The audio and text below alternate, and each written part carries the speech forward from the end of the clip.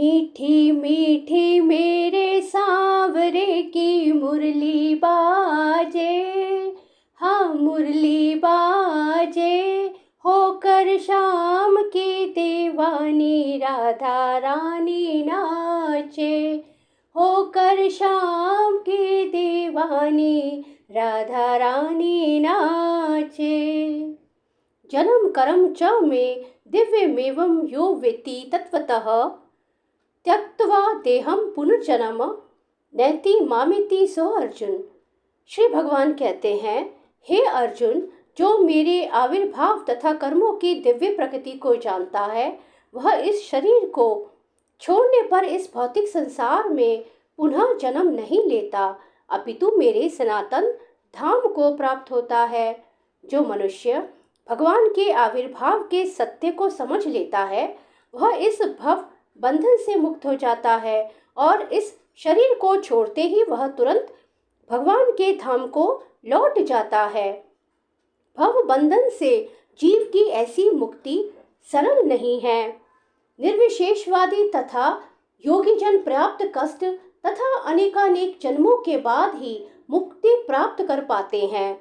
इतने पर भी उन्हें जो मुक्ति भगवान की निराकार ब्रह्म ज्योति में तादात्म्य में प्राप्त करने के रूप में मिलती है, वह आंशिक होती है और इस भौतिक संसार में लौट आने का भय बना रहता है।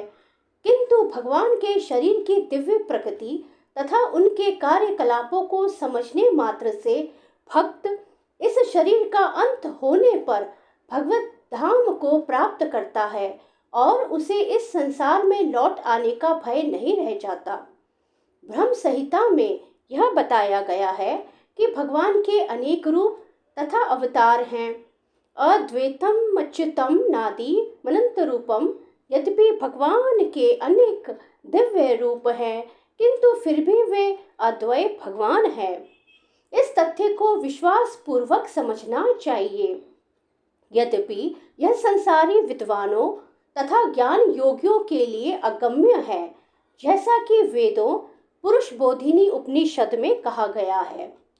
एको देवो नित्य लीलानुरक्तो भक्त व्यापी हृदयंतरात्मा। एक भगवान अपने निष्काम भक्तों के साथ अनेकानेक दिव्य रूपों में सदैव संबंधित है। जो सत्य को वेद तथा भगवान के प्रमाण के आधार पर स्वीकार करता है और शुष्क चिंतन में समय नहीं गंवाता, वह मुक्ति की चरम सिद्धि प्राप्त करता है। इस सत्य को श्रद्धा पूर्वक स्वीकार करने से मनुष्य निश्चित रूप से मुक्ति लाभ कर सकता है। जो कोई भगवान कृष्ण को पर ब्रह्म करके जानता है या उनसे यह कहता है कि आप वही पर ब्रह्म श्री भगवान हैं, वह निश्चित रूप से अविलंब मुक्त हो जाता है। फलस्वरूप उसे भगवान की दिव्य संगति की प्राप्ति निश्चित हो जाती है। दूसरे शब्दों में ऐसा श्रद्धालु भगवत भक्त सिद्धि प्राप्त करता है। श्री भगवान को जान लेने से ही मनुष्य जन्म तथा मृत्यु से मुक्ति की पूर्ण अवस्था प्राप्त कर सकता है। इस सिद्धि को प्राप्त करने का कोई अन्य विकल्प नहीं है। श्वेताश्वतर उपनिषद इसका कोई विकल्प नहीं है का अर्थ यही है कि जो श्री कृष्ण को श्री भगवान के रूप में नहीं मानता, वह अवश्य ही तमोगुणी है और मधु पात्र को केवल बाहर से चाटकर या भगवत गीता की विद्वता पूर्ण संसारी विवेचना करके मोक्ष प्राप्त नहीं कर सकता।